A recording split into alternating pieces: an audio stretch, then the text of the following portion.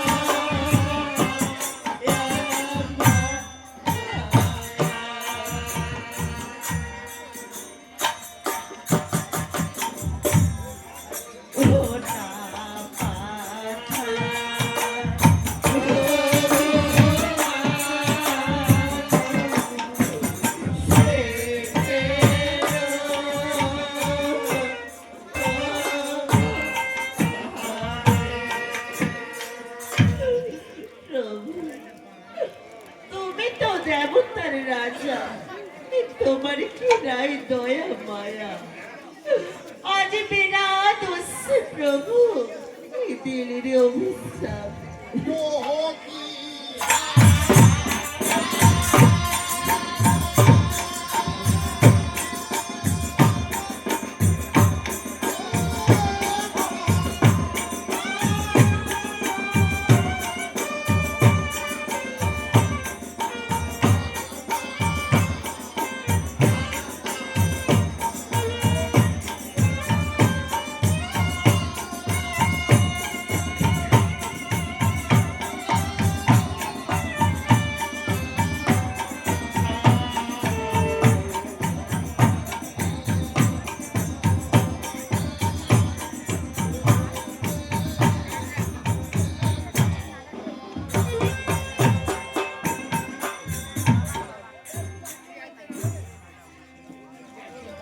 প্রভু আজ তুমি একে করলে প্রভু।